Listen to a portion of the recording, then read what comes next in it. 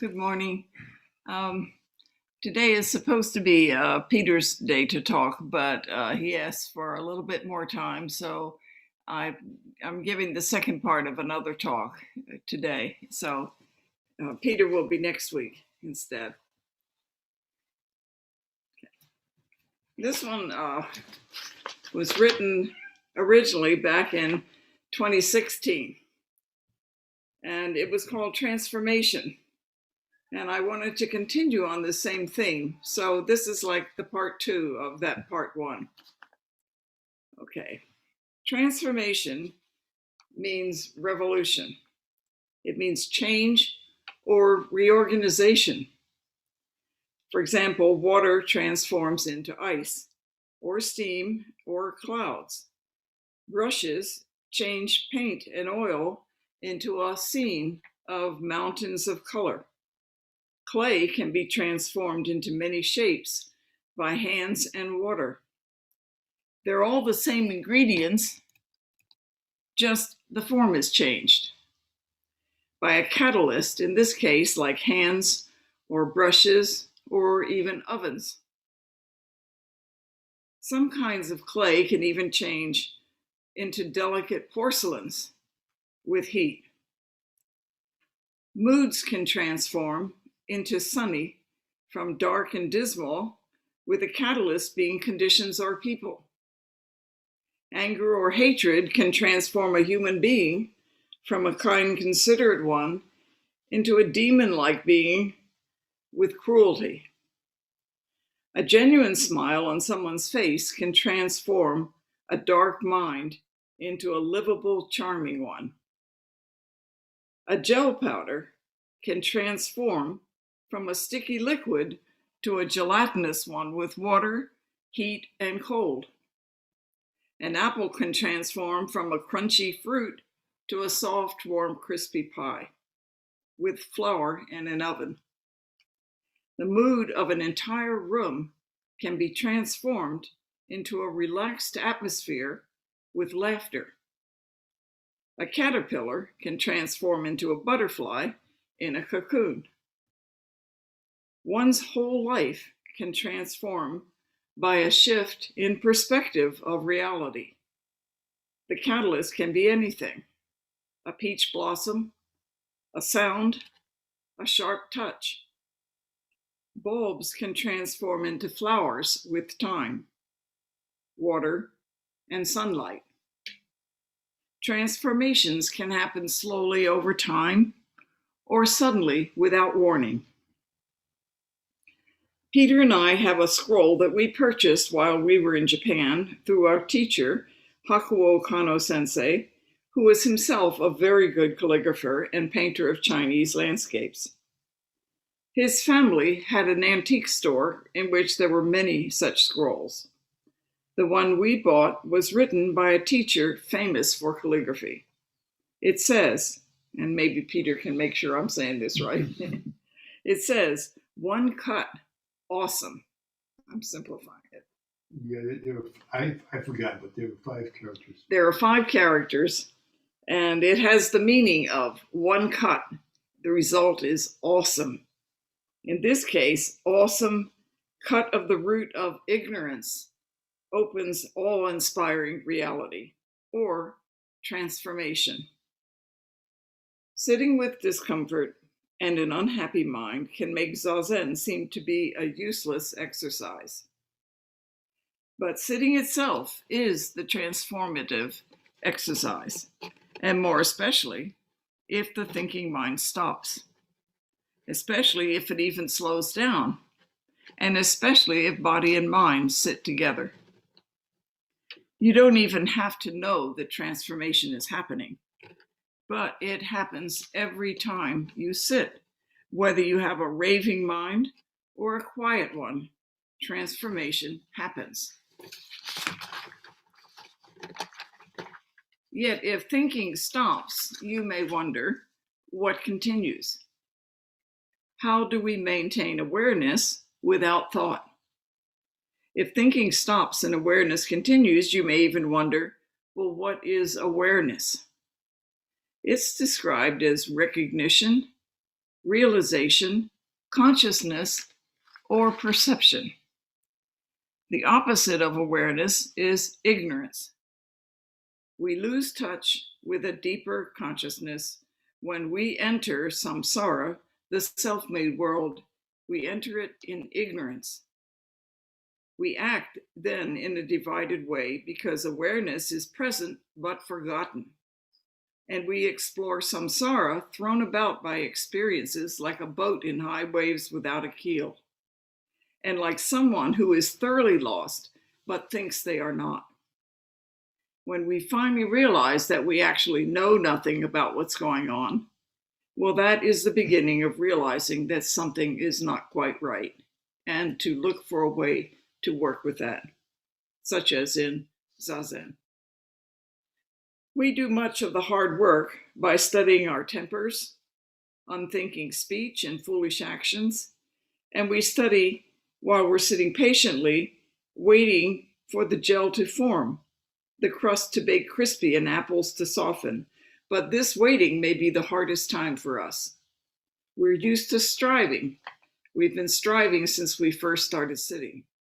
But now we enter a time where there is no striving, no effort, just patient waiting, shikantaza, just sitting.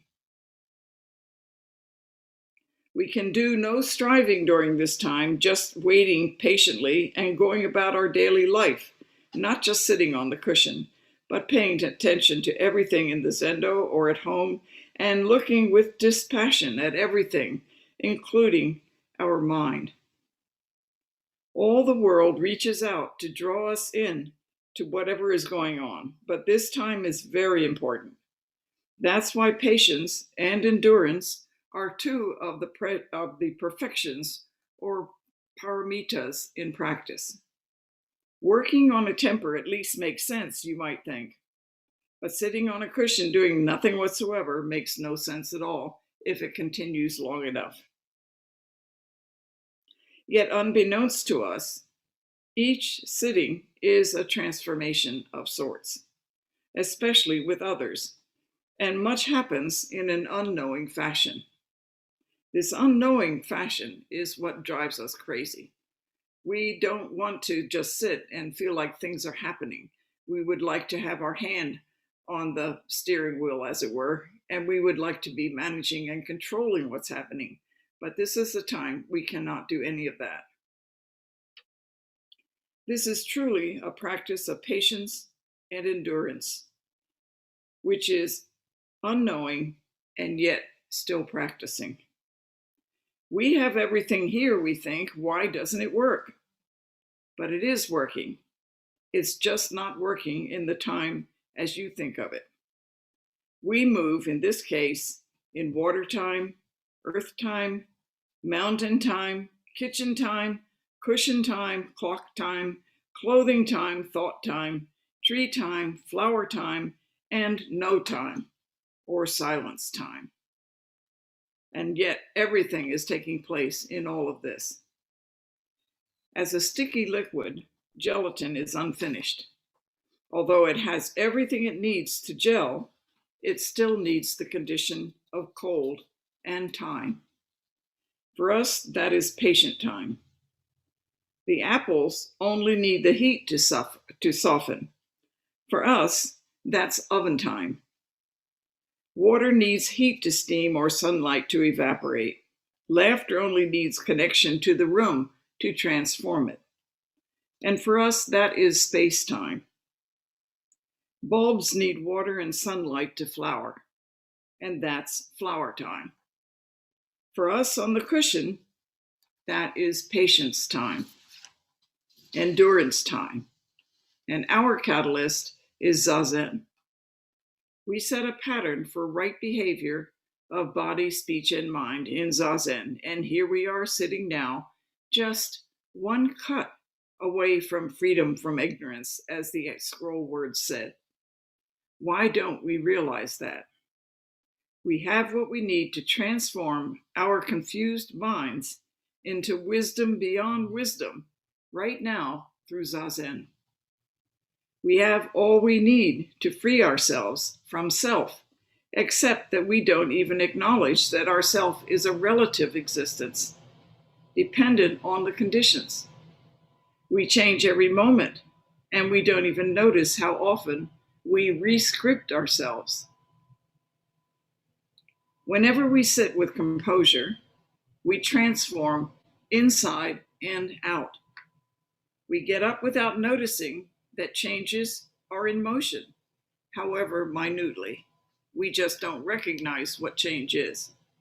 Minds have been changed, thoughts rearranged, emotions have relaxed, memories have softened, and plans have been put aside. So we have all the parts for transformation within, and we pull it all together when we do Zazen. We have it all except for the catalyst, which in our case is Zazen, or just sitting on a cushion. We're like a gelatin waiting to gel, or a pie waiting to crisp and bake. Some of us may be waiting to change into gold from lead, but if the gold isn't already there, it will probably just stay lead. If Buddha isn't already there on the cushion, just waiting to be recognized, we would just sit and leave without any kind of knowledge. When we begin to sit, if we believe our thoughts, we take a wild roller coaster ride through emotions and sensations.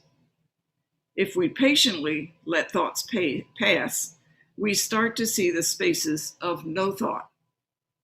At the end of every breath, there is a moment of nothing, just quiet. At the beginning of each breath, there is a moment of quiet. And sometimes when we release a breath and slowly exhale, there is a moment of softness and silence in the middle. If you have felt a moment of peace, you have met silence. Every time you experience a state of nothing, silence is present. We tend to think silence is in special places, endowed with esoteric mystery. Our natural state, however, is silence. Silence is our birthright. And thinking is the unnatural circumstance that we consume ourselves with. Silence is the result of no effort. Thinking is striving so much that we can no longer control it. Thinking creates karmic chains that we have to work hard to retrieve and transform from emotional excess to its real form, our gold of the interior, Buddha. Letting silence appear without striving is letting gelatin become a gel with the right amount of cold and gelatin time. It's like apples baking with the right amount of heat in apple pie time. Like a transformative smile appearing without words, and like an unself-conscious grace in the movement of a hand. We think we have to do to achieve success in Zazen, but it's our limited mind that thrives on doing that misunderstands. In Zazen, we have to undo, just sit and welcome silence if we're paying attention. We are silent, and in that silence, what belongs to us settles in properly, and what doesn't belong to us falls away without effort. Whenever we see striving beginning, we just need to breathe deeply and look for the silence somewhere in the breaths, and Buddha mind will do the rest. Thank you.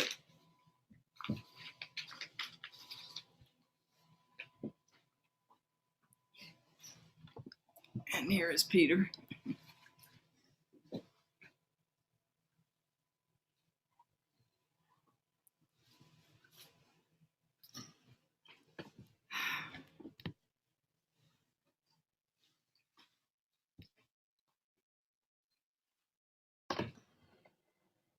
Coming close.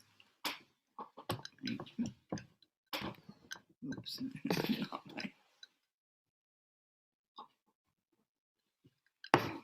Well, Here's Harvey. yeah, Harvey's here too. Harvey's been here all along. He's been sitting out here with Peter. Mhm. Harvey, come here. Well, hi, Scott. I haven't seen you for a long time. My goodness. Several years. Welcome.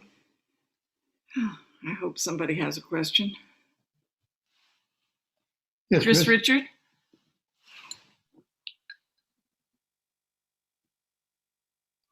Still not, you're still not, the mic's still not on.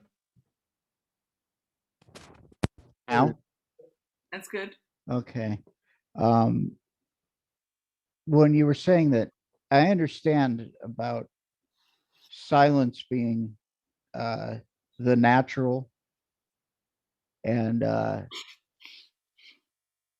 think of it like it's the way it kind of should be, and what we do with the mind is distracting us from it constantly.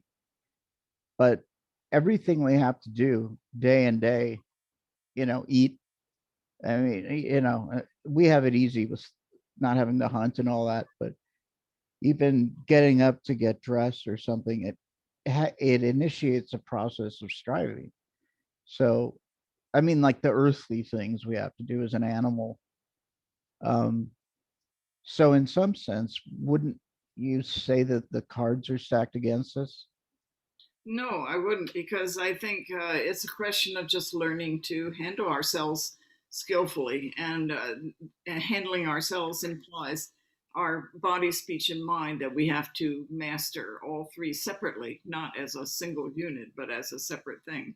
So we can find that even when you're striving to do everyday things, the kind of striving I'm talking about is a mental striving Yeah. to achieve something. And so just doing your ordinary activities is just the body, physical activity. And then whenever you have to speak in your job, it has to do with speech, your speech activity. And the other has to do with your mind and whether you think and follow your thoughts and get tied up in the thinking so much so that you forget everything. Okay. So it's not a question of being cards stacked against us, as that we are like three dancers and we have to master each one of them, body, speech, and mind. And if we master even one, it will make the other two more easy. So it's not a question of not being able to do it. For example, suppose you put a jar on your table and you would put in a little piece of paper every time you heard yourself saying an unnecessary word, talking unnecessarily, chatting unnecessarily. I'm not talking about work where your words are communication in some way back and forth with each other, or like even intimate connection with another person with words. I'm talking about frivolous words which have no communication value in it at all. And every time if you saw yourself throughout the day doing it and you threw a paper in the jar, you might be surprised at the end of the day how many papers are in the jar. And if you did that with every time you did something unnecessarily physically, like you did this and then you went around and fiddled with something else and you didn't really want to do it, and then you went back to what you had to do. But in the meantime, the jar gets full of paper, because you're observing. And the observation is half of the conquering of the activity that is useless in your life. So it's like paring off what is unnecessary. And the paring off is what leads to silence, because it's the activity which is crowding out our knowledge of silence, not even getting rid of silence, it's always there. But it's that our knowledge of it disappears because we think too much, we act too much, and we speak too much. Yeah. Mike? Sure. You bring up a point about conversation and frivolous talk and putting a piece of paper in a jar. Most of the conversations I have with my friends are frivolous. I would have a room full of paper, because after we finish talking, I sit there and think about it. I go, none of that was really necessary. It wasn't something that produce something. It was just talk, gossip, or, what we're thinking about, what's going on in the modern world. And sometimes I'm sitting there talking to my friends, and I love them dearly and stuff. And I sit there and go, this conversation has no meaning.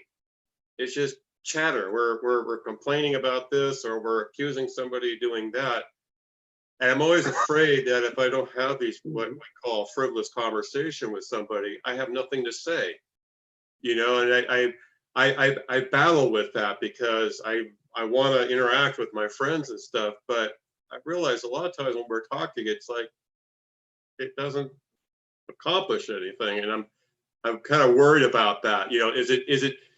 Is frivolous talk useful in the sense that, hey, it gives a chance to connect with people, but it doesn't do anything. I don't know if I'm making myself clear. Well, that's true. I agree with that. And if, for example, even when you're making connections to people, you may end up adding in more conversation because there's silence in the conversation, and so you fill it up with something, But those are the kind of areas, to become aware of. And even if you fill up 10 jars, in 2 days, it tells you something about what you have to work on.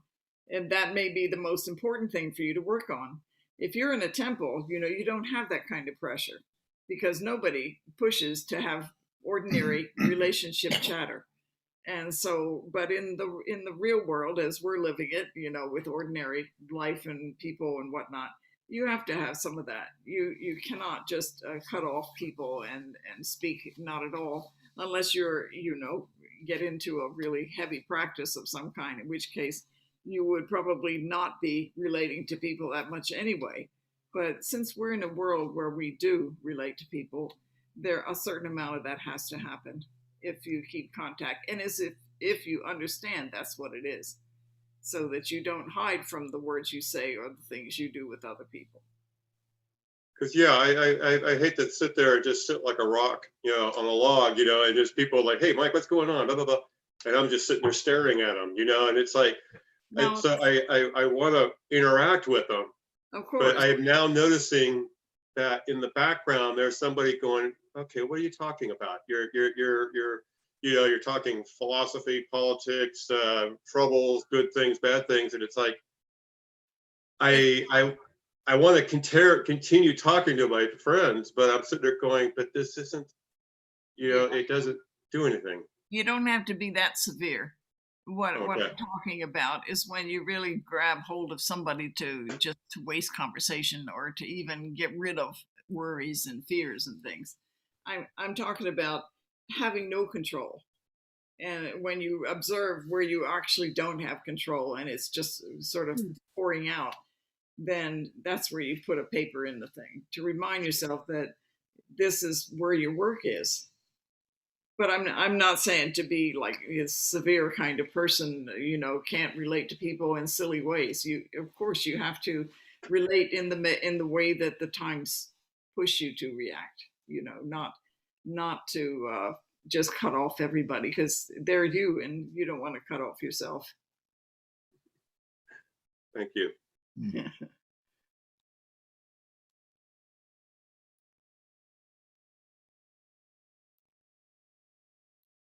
I can't believe you don't have questions. I can't believe you haven't. You take everything I said and just accept it. Sandy? Hi.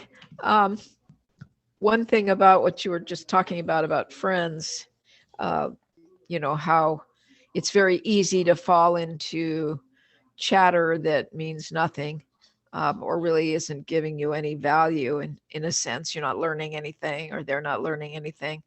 But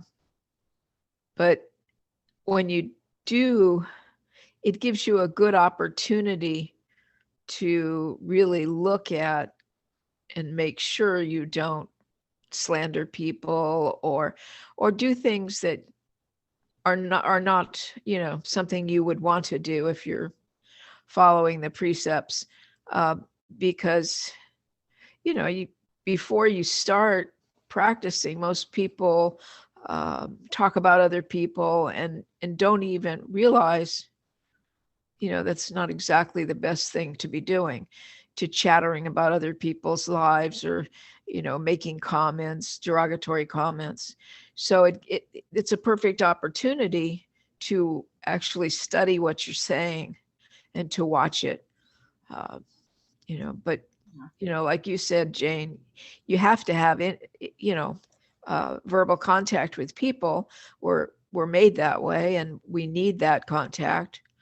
And so there's a place for the idle chatter too, that is, just a how are you and keeping in touch and those types of things, because we need them as human beings.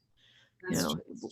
We're not hermits. So Yeah, but the main thing is in discussion with words, where we're talking, not to be causing harm in any way, right.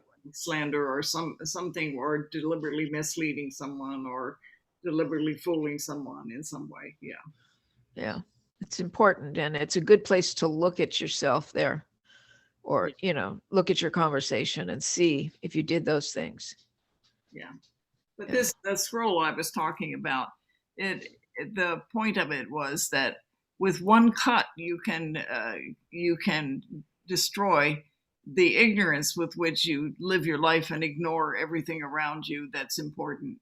It's with one cut you can see reality in a whole new direction, and that's what this shift of perspective is that's often talked about Right. in koans. And Mhm. so, but those small shifts are taking place all the time in Zazen. Every time you sit, a small shift like that takes place. But at some point, you can make a direct connection. And Mm. and when that happens, then there's a whole different feeling that takes place. And I think I got the thing of that scroll right? Well, we've There were forgotten. 5 characters, and they're all very beautiful. I meant to put it out, to bring it out and show it to you, but maybe when you come, when we start, we'll put it up. Yeah, Okay. Billy Calligraphy was the founder of the Rinzai Soto school, as it were, that Maizumi belongs to, and so many Zen teachers now in the U.S. use. So he's a very famous man from the mid 20th century. Yeah. Well, thank you. But a very good calligrapher as well. Yeah, his calligraphy is really beautiful. So I meant to bring it out, but I forgot about it this morning. But I'll show it to you at some point. But the meaning of it is very good. It's just that you're just one small cut away. And it makes me think of the saying we have, like, a near miss is good as a mile. It's like this That's one I haven't heard. yeah, and this is saying, like, one cut is all that it takes, to see into reality and to understand that ignorance, is just a kind of a state that we fall into or something. Okay, thank you. Ah, Scott's had his hand up. and yeah, Scott. Hi. So I'm wondering what the cut looks like how do you see the time to do that? Or what is it? Is there even a way to talk about it? You can't talk about it because depending on the person, it's entirely different. Uh-huh. For each person, that change is sudden, and it's like a gelatin gels, a pie bakes. Everything has its own ice. Water turns into ice. Everything has its own flavor and direct and action and way of doing things. Some slow and some sudden, and some in a silky kind of movement. Some like a satiny movement. Some like a very abrupt shutting of things, and it's just. Everything has its own flavor and quality of seeing into their own ignorance or their own blocks that stop them from everything. Mm-hmm. Mark, you had something? Yes, you kind of got on it just before. I really like the different times you were mentioning. And one thing I noticed, and I remember from art school way back in the day, that a lot of emphasis was put on process, on what you did to create art, not if it was great art or terrible art. It was what your process was, what was in many ways the time, the procedures, the things you brought to it, what you felt and what you learned from it. And I think this is kind of what you're talking about, right? All Right. these different times have their own states of mind in many ways. And I go through it all, I'm teaching, right? I'm back in class and we have bells again, there's bells and there's times and there's processes and there's, Time. lots of deadlines. Deadline. So, There you go. That's a time too. and we talk, everyone talks. I'm off the clock, so I can do what I want, right? Okay. I've had people say, take off your wristwatch. We're on vacation. Right. We put a lot of weight on time, and are we wasting our time when we're talking to people? Are we wasting it? It's always, that is a striving idea just itself. No, because there's talking to people time. There's also Yes, yes, it's chatter. I mean, you listen to the birds, you listen to the monkeys, you listen to parrots, they're chattering. Does it even really make a difference? Maybe they're lonely. Just having the noise is enough to make every bird, every animal out there feel comfortable, even the ones that aren't in that species.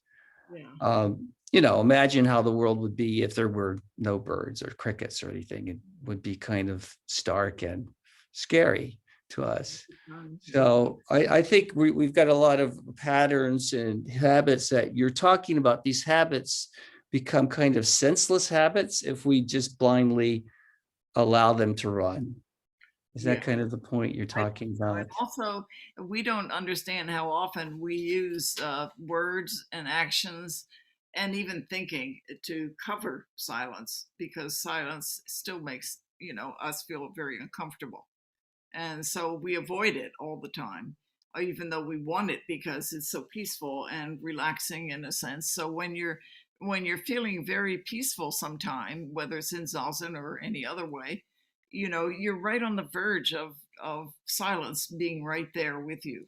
And so, but that makes us nervous in an ordinary setting. So we fill it up with words when we're with another person and there's a silence in the room.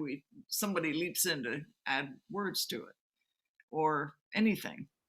So almost like silences, when they start growing in a conversation, somebody's getting ready to go or something like that. I think we fear that. Letting go. Or it could just be that it's silent and we don't know what silence is. We have an idea because the word is so strong, but we don't really know what silence is. So we don't know, so it makes us uncomfortable. I think Rachel had her hand up. Rachel, where are you? Oh, there you go. With the grounding in silence, can there be a greater trust in spontaneity?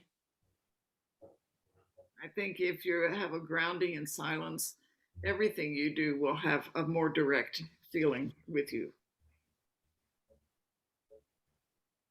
Colors feel different, food tastes different. Not that it tastes wonderful, not that the world is wonderful, it's just that you're seeing it. You're looking at it. You're not looking at the word color and then seeing something behind it. You're actually looking at the experience.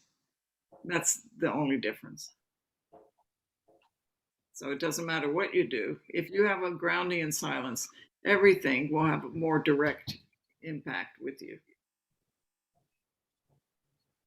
Because sometimes it can be in writing or art, but that process that Mark referred to, if you've done it a while, you can begin to have a trust in that process of creation, because you begin to trust that there will be a knowing that will be directing you without your worrying about it all the time, about what you'll draw next or which word you'll come up with. But the inner thinking, that's harder. Thinking is just obstruction in this case. Yes. So if you feel comfortable in silence, you trust yourself in a new way because the silence is still you. And so you trust a part of yourself of which you know nothing. You have no idea what it is. And yet you trust it, especially in creative endeavors. You allow silence to come into whatever you do and work with you. You don't try to control everything with thinking or planning. And so you have a kind of interaction with the world, which is the world that you, as you have no idea whatsoever, is. That's what I would think. Sandy.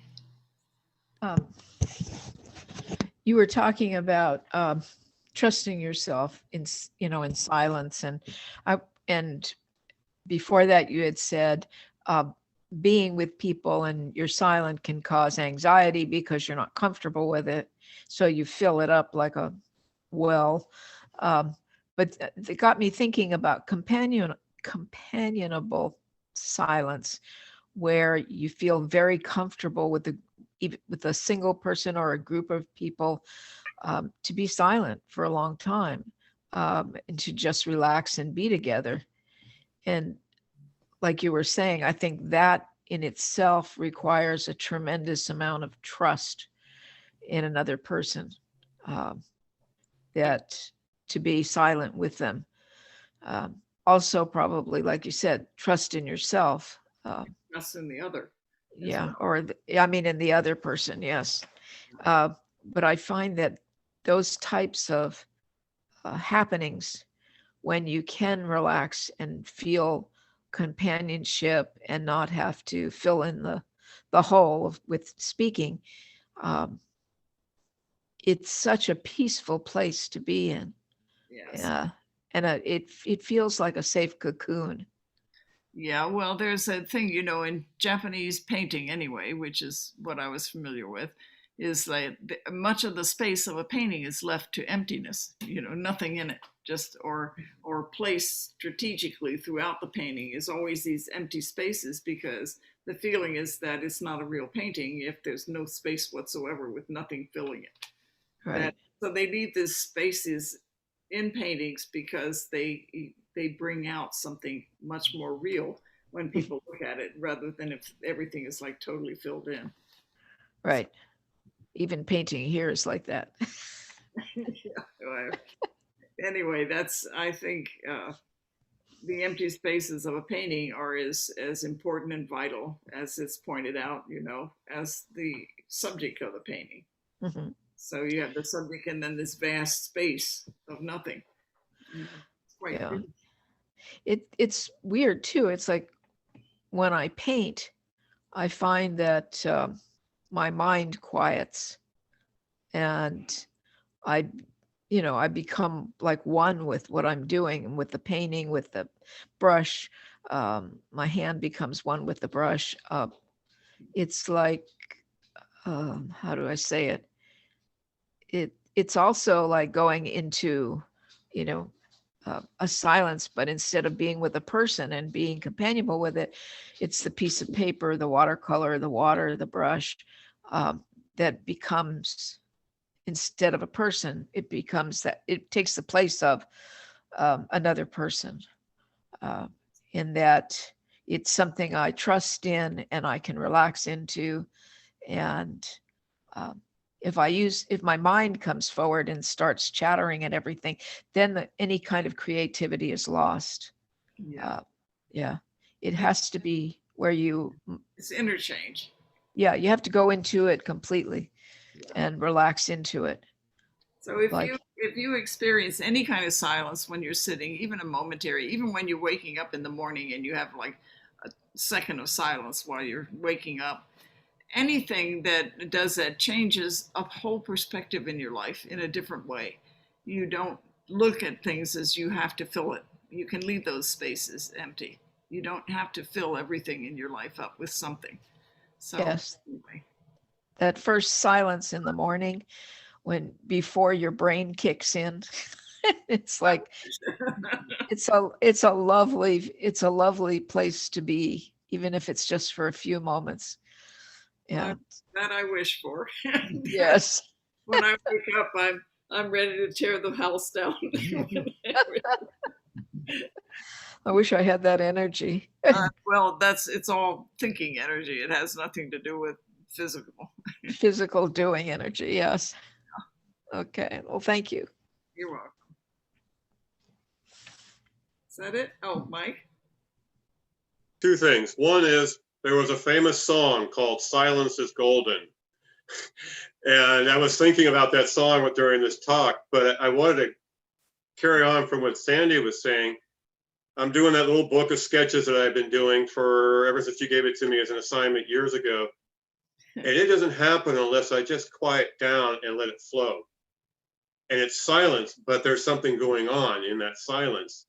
And as soon as I start thinking about it, that's done. I can't even, I put the book down, I put my pencils down, and I walk away because I've interfered with it. But it's funny, you can have silence and noise.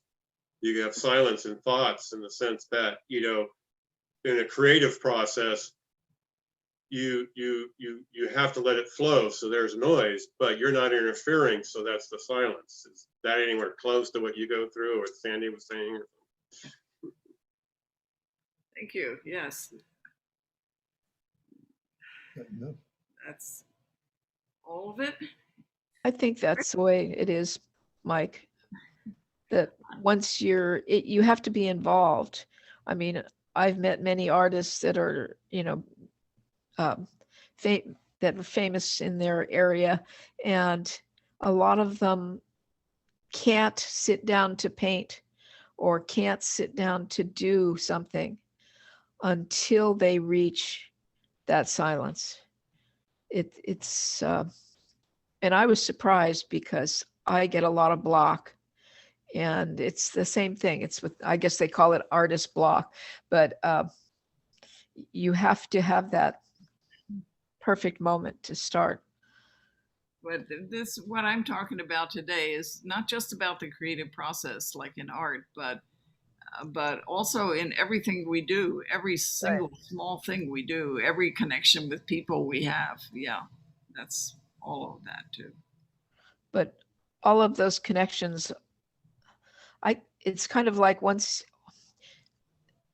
they talk about developing the artist's eye, where you can see more detail, where you, that is, to me, is like a connection. Like if you go outside and you see trees and the sky and whatever, you don't just look at it, oh, it's trees and sky. You can see the beauty in it, and that beauty can go to anything you do in life. It can go to washing dishes, and it can go to making your bed or going to work every day. But again, I wish. yeah, but it can, if that's the way you have accepted it, relaxed into it, just accepted that this is life, and this is beautiful. That life is beautiful.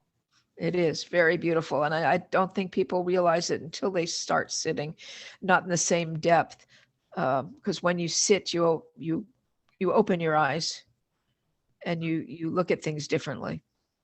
Well then, that's all for the questions today. Yeah. I'm really surprised that nobody really asked about that scroll. I mean, the meaning of it is so good. And can't see it. the meaning of it is, You can't see it. I know, but still. It's the kind of thing that makes the hair on your head stand up a little bit when you look at it, because you understand that it is true, and yet you feel like 100 miles. What is it? A near miss is as good as a mile kind of feeling. Anyway, there we are. Thank you for listening.